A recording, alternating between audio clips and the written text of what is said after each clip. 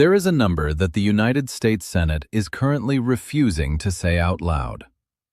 $500 trillion. That is the figure Morgan Stanley has quietly attached to the on-chain migration of American capital markets. And as of this week, a single unresolved clause about ethics enforcement is the only thing standing between that number and the rails it was designed to flow through. I want you to sit with that for a moment, because what happened behind closed doors on Capitol Hill this Tuesday is not a political story. It is a liquidity story, and almost no one is framing it correctly. What I am about to walk you through is not being explained to retail investors the way it should be. While the headlines argue about senators and state attorneys general, the institutional desks that have been positioning for this bill for 36 months are reading the same news through a completely different lens. They are not anxious. They are recalibrating. Let me pull back the curtain. Welcome back. I am the calm analyst.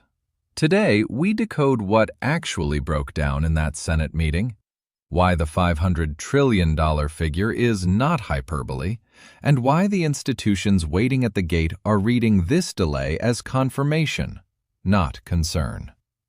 Before we go under the surface, let me say this plainly. Nothing here is financial advice. This is a structural briefing. We are going to look at the architecture of what is being built, the math behind the migration, and the mechanism behind the silence. Let's jump in. Let's start with the hard truth. 90% of people watching the Clarity Act coverage are staring at the wrong layer. They are watching personalities. Senator Gillibrand, Senator Lummis, the White House Crypto Council, the Trump family's $2.3 billion in crypto-related ventures since returning to office.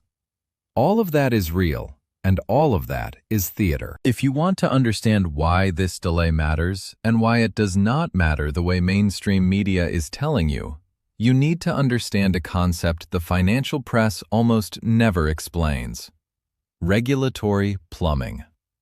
Here is the mechanism. The United States is not legislating a single bill.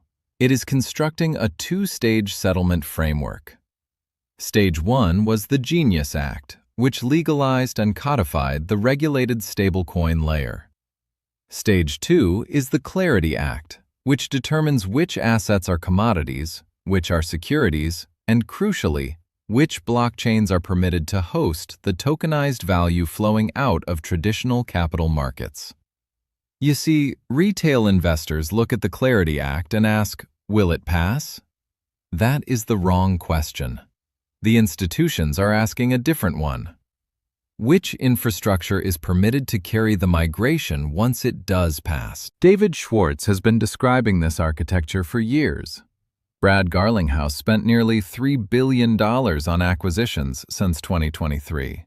Hidden Road, G-Treasury, custody infrastructure, prime brokerage. Building rails for a system that does not legally exist yet in the United States. Ask yourself this brutal question. Would a CEO commit $3 billion in capital expenditure to infrastructure for a market that might not be authorized? Absolutely not. He is not gambling. He is positioning. And here is what most people are missing entirely. The ethics provision that broke Tuesday's meeting, the question of whether state attorneys general can sue the Department of Justice over enforcement failures, has nothing to do with crypto markets in any direct sense. It is a constitutional pressure test. The bill is so close to passage that the only remaining fights are about who polices it after the fact. That is a profoundly different signal than the bill is in trouble. A bill in trouble does not get this kind of post-passage enforcement engineering. A bill in trouble does not get bipartisan groups reconvening on Thursday. A bill in trouble does not have 200 crypto companies publicly signing a letter to Senate leadership. A bill in trouble does not have Mike Novogratz boarding a plane to Washington for full-day meetings. This isn't a stalled bill. This is the final friction before clearance, and the institutions know the difference. Let's do the math that retail is not doing. Morgan Stanley's estimate is not a guess. It is a calculation. $500 trillion in notional value. Equities, debt instruments, derivatives, money market assets, structured products, is the addressable surface area of the United States capital market system. That is the migration target. Now let's narrow it. Brad Garlinghouse himself has tempered expectations. He estimates that over the next 4 to 5 years, roughly 30% of G Treasury's $13 trillion in annual payment volume will move onto blockchain rails. That alone is $4 trillion per year flowing through tokenized infrastructure from a single acquired entity. Now extrapolate. Cross-border payments globally clear approximately $150 trillion annually. The Forex market processes $7.5 trillion per day. The derivatives market sits at roughly 1.2 quadrillion in notional value. Nostro Vostro accounts hold an estimated $27 trillion in pre-funded idle liquidity, capital that exists for one reason only, because the existing settlement system cannot move money fast enough. Here is the math that the retail crowd ignores. If XRP captures even 1/2 of 1% of cross-border settlement volume, we are talking about $750 billion in annual transactional throughput. On a fixed supply of 100 billion tokens, of which roughly 55 billion are circulating, and a significant portion are locked in escrow, lost wallets, or institutional cold storage, the velocity required to clear that volume forces a structural revaluation of the asset. This isn't a prediction, it is a design requirement. If you want to move significant institutional value through a bridge asset that settles in 3 to 5 seconds, and that asset is priced low, you need an enormous number of tokens for each transaction, creating slippage, creating volatility, creating execution risk. The mathematics of efficient institutional settlement require the bridge asset to be priced high enough that a transfer of meaningful size requires only a small fraction of available liquidity. This is not a moonboy fantasy. It is the logical consequence of using a deflationary, fixed supply token as a settlement layer for trillions of dollars of throughput. If you have a problem with these numbers, you don't have a problem with me. You have a problem with the laws of financial physics. And here is what makes the Clarity Act the keystone. Until U.S. banks have legal certainty about whether XRP is a commodity, a security, or something else entirely, they are prohibited by their compliance frameworks from integrating it into payment rails. The bill is not creating demand. The bill is unlocking demand that already exists and is already waiting. While retail investors are reading ethics deadlock and feeling discouraged, look at what the institutional signal actually shows. 200 major firms, Ripple, Coinbase, Kraken, Paradigm, Circle, and dozens more, signed a coordinated letter to Senate Majority Leader Thune and Minority Leader Schumer this week. Coordinated letters of that scale do not happen for legislation that is failing.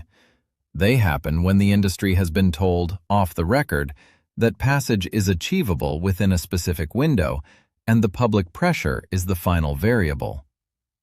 Ask yourself, does a trillion-dollar firm like BlackRock, which has publicly framed tokenization as the future of capital markets through Larry Fink's own statements, move without absolute legal certainty? Absolutely not. They don't gamble. They position. And they have been positioning quietly for over a year. Look at the architecture being built around the bill. Ripple's acquisition of Hidden Road gave it a prime brokerage license. The G Treasury acquisition gave it direct access to corporate treasury workflows clearing $13 trillion annually. The custody acquisitions gave it institutional-grade settlement infrastructure. None of that was built for the current market. It was built for the market that activates the moment clarity passes. Look at the regulatory side. Japan's FSA has already moved on stablecoin frameworks. The Bank for International Settlements has been quietly modeling unified ledger systems. The IMF has acknowledged in multiple working papers that the existing correspondent banking system is no longer fit for purpose. Jerome Powell has stopped treating tokenized assets as a fringe issue in Federal Reserve commentary. This is not retail FOMO. This is calculated positioning by market makers, custodians, and sovereign entities who already know what the post-clarity landscape looks like. They are not waiting for permission. They are waiting for the green light. And while the public watches the political drama, the silent actors are doing what they always do: signing NDAs, locking in custody agreements, pre-positioning liquidity, securing token allocations through OTC desks that never touch retail exchanges. The contrast is the signal. Retail is complaining. Institutions are accumulating. Now let's talk about the window. Senator Lummis said it plainly this week. This is not a partisan issue. It is an American competitiveness issue. And the calendar is unforgiving. Senators have approximately 4 weeks of active legislative time before summer recess. After recess, the political environment shifts into election cycle mode, where major bipartisan legislation becomes nearly impossible. That means the realistic window for Clarity Act passage in this session is measured in weeks, not months. Thursday's meeting is the next pressure point. If the negotiators reach a compromise on the ethics enforcement language, likely by limiting authority to the U.S. Attorney General and recognizing impeachment as the constitutional remedy, the path to a floor vote opens immediately. If they cannot, the bill goes back to the House, gets re-amended, and returns to the Senate under tighter time pressure. Either way, the catalyst is no longer theoretical. The Genius Act has already cleared the stablecoin layer. The Clarity Act, once passed, removes the final compliance barrier preventing U.S. banks from integrating digital asset rails. When that barrier falls, the wait-and-see capital becomes the all-in capital. Not gradually, functionally overnight. This is the moment the architecture goes live. We are moving from an era of regulatory abundance to an era of regulatory scarcity. Here's what I mean. For years, the absence of clarity in the United States allowed retail investors to accumulate freely at suppressed prices. The lack of legal certainty was, paradoxically, the gift. It kept institutions on the sidelines, which kept demand artificially compressed, which kept the entry price accessible to anyone with conviction and a brokerage account. That window is closing. Once the Clarity Act passes, the risk premium that has suppressed price discovery vanishes in a single news cycle. The capital that has been parked in money market funds and stablecoin treasuries waiting for compliance approval flows into the assets that the legislation has named as permitted. There is no second window. There is no re-entry point at the old levels. Once a token enters a multi-signature institutional custody vault, it does not come back to the open market for a 10% profit. It is gone. It becomes part of the settlement layer infrastructure. It is no longer a tradable asset in any meaningful retail sense.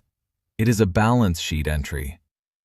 The institutions have spent the better part of a decade waiting for retail to provide exit liquidity for the previous cycle so they could quietly establish entry liquidity for this one.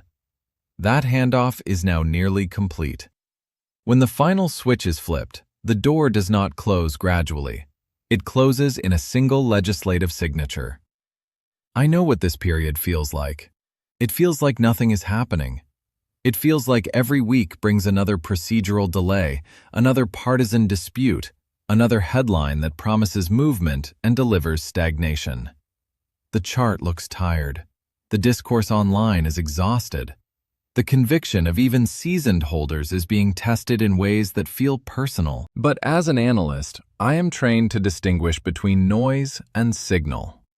The noise is the ethics meeting that ended without a deal on Tuesday. The signal is that the only remaining fights are about post-passage enforcement architecture. The noise is the political theater. The signal is 200 firms signing a coordinated letter, $3 billion in pre-positioned infrastructure, and a Federal Reserve that has stopped treating tokenization as fringe.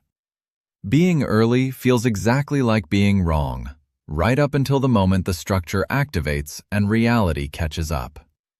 The question is not whether the Clarity Act passes. The question is whether you understand what it unlocks and whether you will still be holding the position you have already built when the migration begins. While the masses are focused on the political deadlock, the smart money is using the delay as cover.